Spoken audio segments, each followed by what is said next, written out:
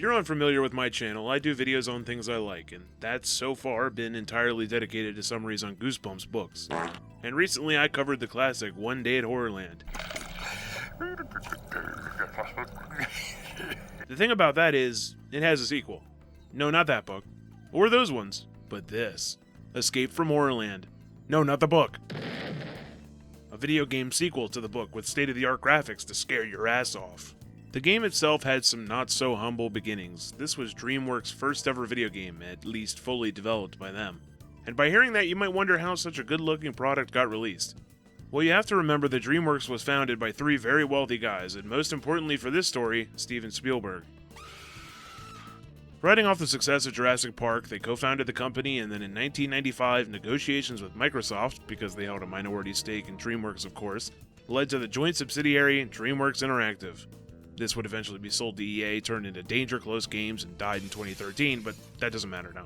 But how does Goosebumps fit into all this? Well, popularity, I suppose? There's really no information on R.L. Stine's involvement in the project, or why Goosebumps was chosen, but popularity drives companies, so I have to assume that they picked that up for some sweet money.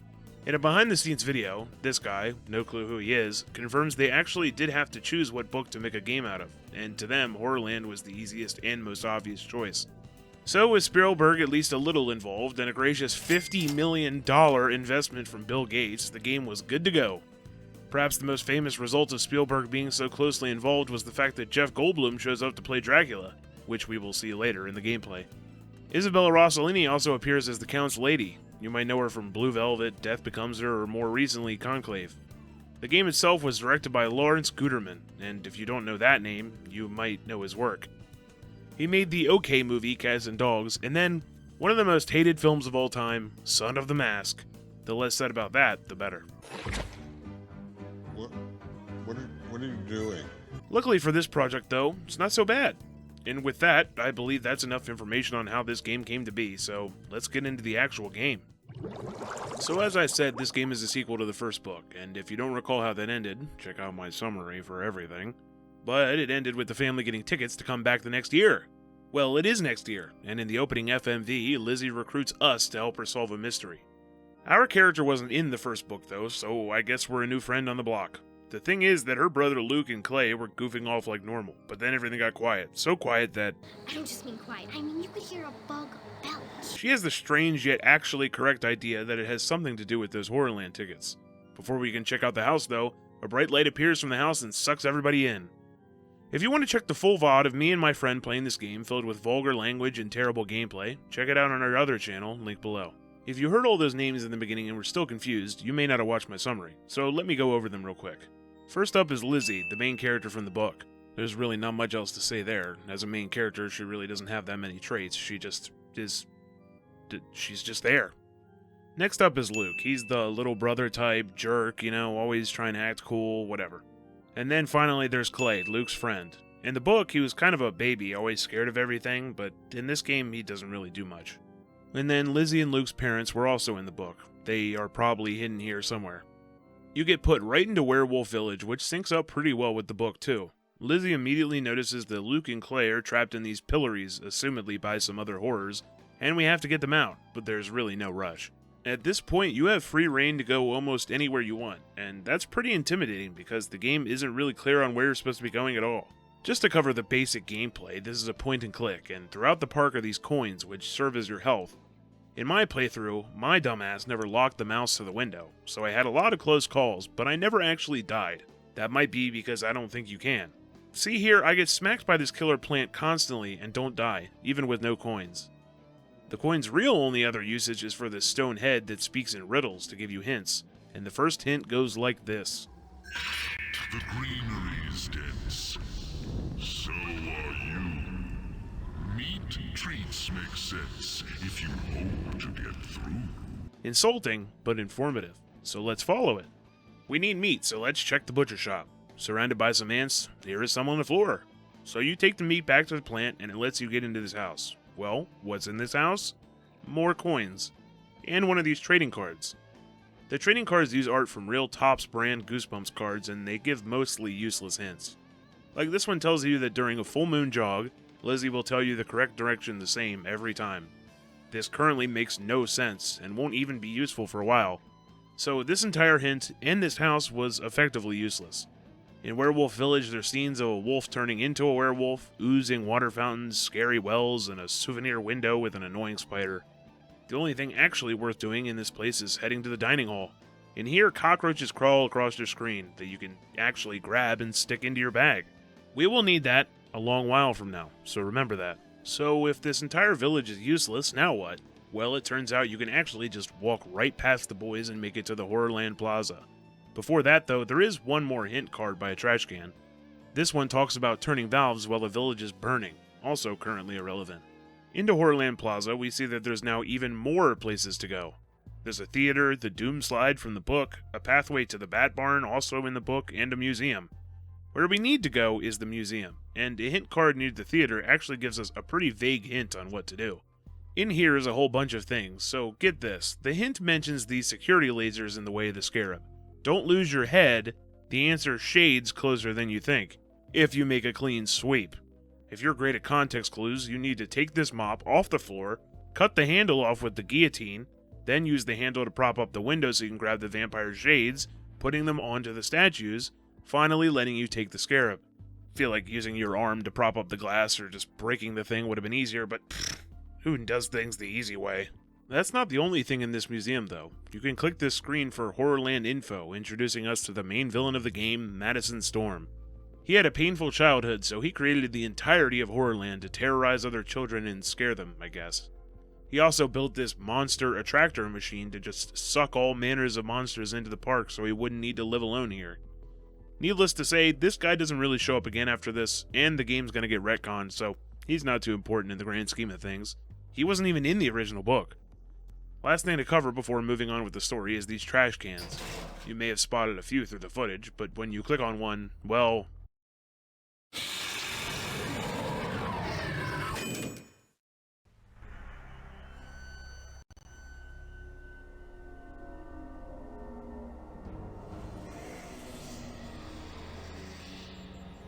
This area is completely optional and probably the scariest place in the entire game. You walk around with the arrow keys and press space on these Mayan calendar switches to open doors. It's just an underground tunnel system that lets you collect a bunch of coins, but you're not alone.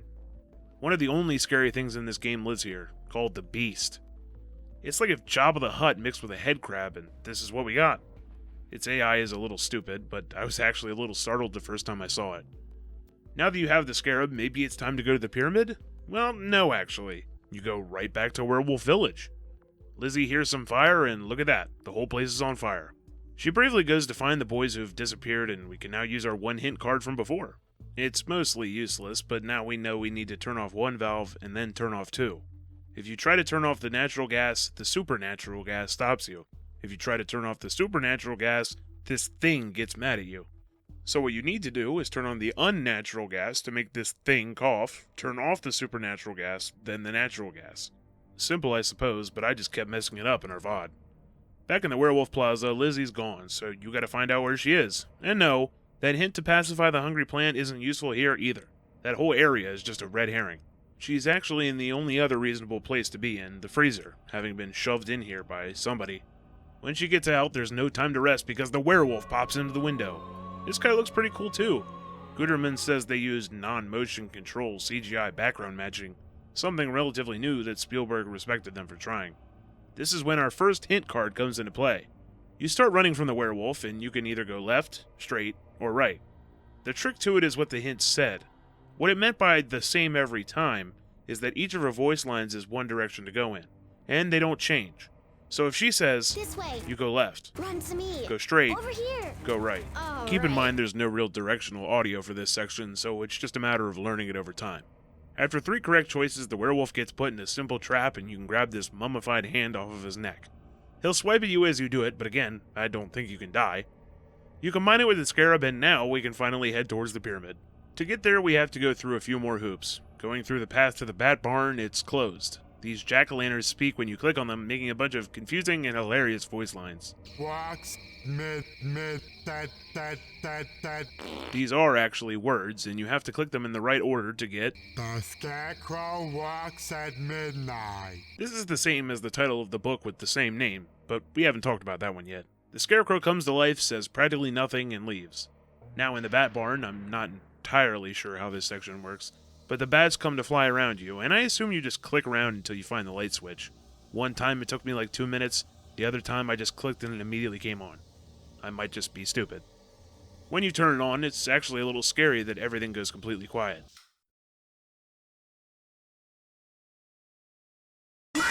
There's even this lone trash can in the darkness for some reason. Definitely not in the book. But now that that's over, we can take the next pathway towards the plot. There's a sign to go to Vampire Village as well, but if you try to go there, you get smacked by this zombie. Onto the Valley of the Kings, and this place looks beautiful. Unlike most other areas in the game, though, there's only one place to go, the giant door to the pyramid. With the hand scarab combo, you can place it on the pedestal and open sesame. The door even introduces us. Well done. Enter and proceed with the utmost caution. It's pretty anticlimactic, though. The first thing you need to do is slowly rotate these columns to open another door. You might immediately try to go inside, but if you go into a side room first, you can grab another hint card next to a bucket. And this is the first one that is truly useless.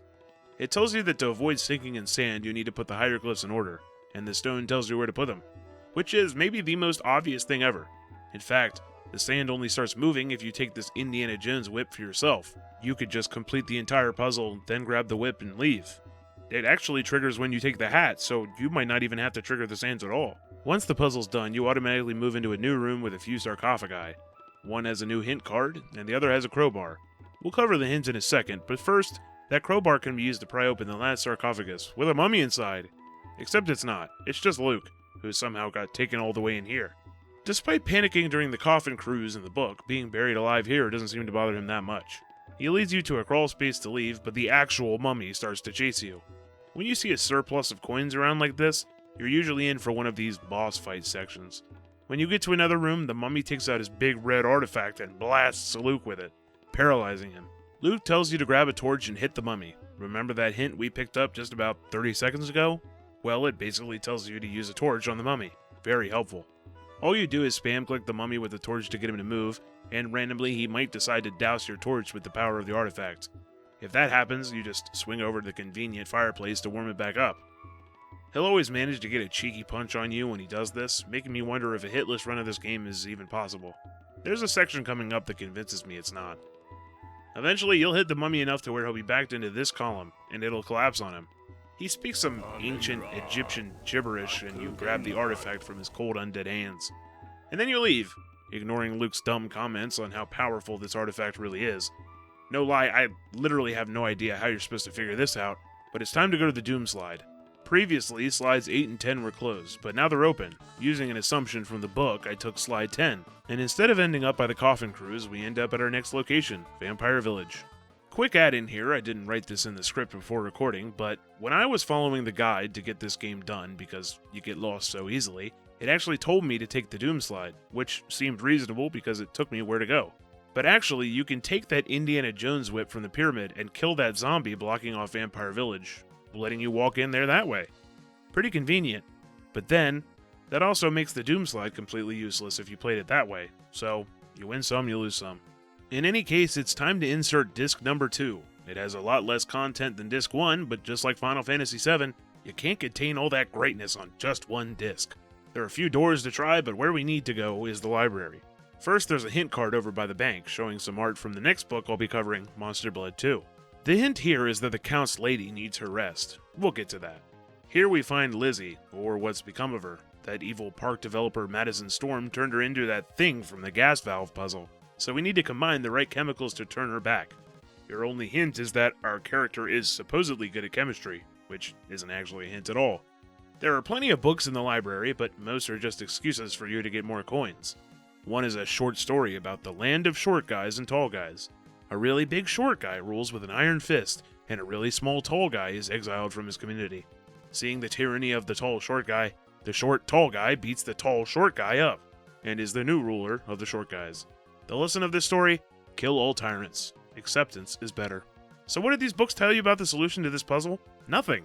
In fact, I don't think they give you any hints on purpose. See, if you fail to make the right liquid, Lizzie turns into other weird things. These each have their own dedicated FMV scene, so they probably just wanted players to see what they spent their time and money on filming. Red, green, and blue turns her into one of the jack-o'-lanterns. Blue, blue, green turns her into this thing. Green, green, green turns her into one of the horrors. And blue, blue, red turns her into Clay, the other friend who's still lost. Green, blue, green resets her back to her current worm self, and red, red, blue turns her back to normal. Back to normal. Well, now we can leave, and first we go right to this forge area. We have to grab a pair of tongs, attach our mummy ring to it, and place it by the fire. Then we use the bellows nearby to blow the fire, and voila, the ring is active again. It's time to go to Dracula's castle. Before we can get in, though, this creep tries to stop us from entering. He eats bugs, so without hesitation, I go to grab my cockroach. But no, that's not what we need it for. Our main character just blasts him with the mummy ring, and he's going to die, I guess, I don't know. In the castle now, you go left to the dining hall and lift the tray to find Clay. He's stuck in this torture device, but it doesn't have a handle, and who else has it but Dracula? We move across the other side of the hall and up the stairs where Lizzie takes this elaborate robe, which happens to belong to the Count's lady. She accuses Lizzie of trying to be the Count's lady tonight, disgusting, and just starts chasing her. This goes on forever until you remember the hint from earlier, until she gets her rest. It turns out this thing on the wall here is actually a bed, and if you click on it at the right time... Yeah. Now that she's taken care of, we walk to the balcony and look who's here. Jeff Goldblum is just as amazing as you'd hope, and I'd call his Dracula charming if it wasn't for the fact that he wants to have a dance with Lizzie, who is like 12 years old. And he gets uncomfortably close. You're not gonna dance. Luckily, this doesn't last too long, but we get to the dance scene, and the plan is to rifle Dracula's pockets as he moves by to grab the handle. While the game makes it look like a random chance, it's a preset order. First, you get a shrunken head, then another hint card, then some vampire dentures, and finally the handle. Lizzie blasts Dracula with the ring, and we go right back to help Clay out of his predicament. The hint card we just picked up is actually for this puzzle here. We put the lever in, and there's some symbols. Werewolf eats bat, bat eats bug, don't leave an eater with an ED. Of course, this means, for example, you move the bat down and then the bug, and you try to progress. Well, shit. So you move the bat, then the bug, and then you put the bat back up, which for some reason doesn't count as leaving the wolf alone with the bat, but then you can safely bring the wolf down and then the bat down. With Clay out, we can leave through the convenient tunnel right here. Dracula chases you here, but it's practically impossible to be threatened here. Not only do they give you a ton of coins, but all you have to do to progress is click the center of the screen and you'll end up at the Coffin Cruise. The location of this ride has been inconsistent in every single version of Horrorland so far, but who cares, a convenient escape. Just like the book, spiders try to crawl all over you during the Coffin Cruise, so you have about a whole minute of just clicking them away. It's good that you don't really die in this game because the spiders start to all attack at the same time, and with how finicky the hitboxes are, this is the section I was talking about when I said it was impossible to get a hitless run. After that, we end up at another seemingly unrelated location, the zoo. One of our last locations too, because the game's already almost over. There's a ticket booth to get in, but it's not on, and we don't have a ticket. If you look over at the skeleton, he has a ticket. If you're astute enough to somehow notice this part of the wall looks a little bit different, it opens up, and there's a button to turn the power on. Simple as that. Up at the roof is actually another hint card. It says we need to go fishing in the zoo. These cards are just insulting at this point. You'll see why. Going inside, there's some hallways and doors. One door leads to some bats attacking you, and the other, well... This actually happens earlier at that red herring house from Werewolf Village, but no, we don't talk about that. First, let's head down this one hallway where we encounter a two-headed alligator. It's actually harmless, and if you pet the left head, you can pick up a magnet. Okay, so now we go down another hallway, and there's this very out-of-place looking spider. Remember that cockroach from all the way back in Werewolf Village? We can finally feed it to this specific spider. It leaves, and we can pick up some string. Now, putting our brains together, we can realize that we can combine the string with the magnet. This doesn't seem useful, but it has one extremely specific use right now. When we go down our last hallway, we find this not-so-normal-looking octopus. There's a key in the water, and remember that stupidly useless hint about going fishing? Well, we need to take our magnet on a string and fish out the key. With that, we can finally open this last door, which gives us a can of Eat Away and a lever to pull open this gate.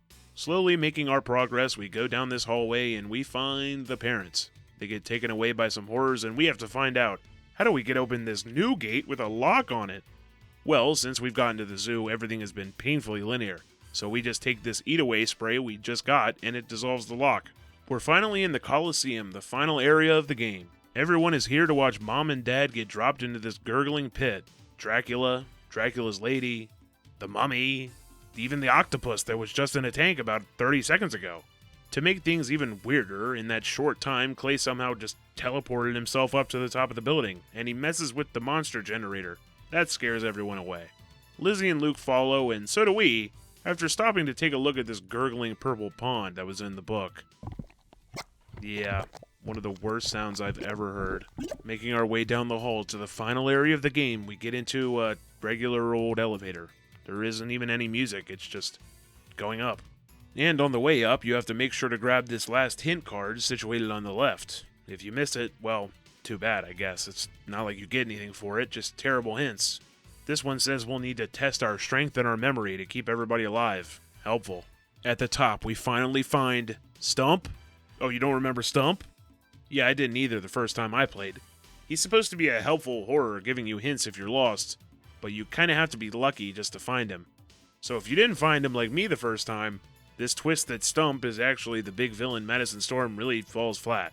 All of our friends are tied up. The parents are about to die. What do we do? Well, the game gives you an extremely lenient 5-minute time limit. We can mess with this lever to pull the parents back here, but you have plenty of time to mess with the monster generator, which is protected by Simon Says. Yes, the entire park is kept together by a game of Simon Says with even less buttons than the actual game.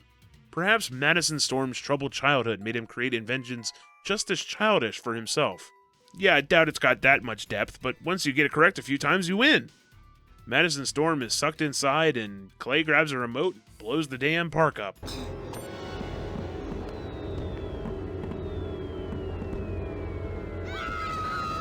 Everyone goes home for a perfectly happy ending, but there's a new neighbor in town. How did you guys get here? Oh, we went and got a ride from our new neighbor, Maddie. Maddie? Hi, Jeff. Have we met? Madison Storm! What a twist! But despite a twist ending like that, there actually is a bad ending. If you manage to waste an entire 5 minutes, letting the parents fall into the pond, and seriously, you have to wait 5 minutes. I tried failing the Simon Says game over and over and nothing changed. After that, Madison Storm understandably just gets bored and leaves. The ending plays out as normal with the park blowing up and everything, but the final cutscene is a little bit different. The kids get home and they realize that their parents... They're here! They didn't drown in the purple pond after all! Children, you made it. Oh, my babies! Come here and give me are now horrors. Oh god. Makes you wonder if that's what would have happened if they fell into the purple pond in the book as well. But that was the game. You could easily beat it in a few hours, but for a kid without a guide, I'm sure you could spend a hell of a lot of time here. There's plenty of extra secrets and scenes I didn't even show here, like did you know that you could use a spray can on a wall in Vampire Village? So give the game a try yourself and see what you can find. That exorbitant budget was spent well, the game looks great. When we get to our next game, that won't be the same. Comparing the game to the book and the episode is pretty simple. For one, the book and the episode take place entirely in the daytime, and everything is scarier at nighttime. We get all of our classic attractions like the Doom Slide, the Bat Barn, the Coffin Cruise, though of course the layout of the park is different. Other than that, mostly everything in this game is an addition. My favorite is probably the Valley of the Lost Kings. I'm a sucker for ancient Egyptian stuff, what can I say? But what was your favorite thing in the game? And did you ever play this as a kid? If you enjoyed it, please leave a like and subscribe. If you want more Horrorland, check out my original summary on it, and keep a lookout a few years from now when the sequels come out. And if you want even more summaries, be sure to check the whole playlist, and be ready for Monster Blood 2 coming out next Friday. Thank you all for watching, and have a great day.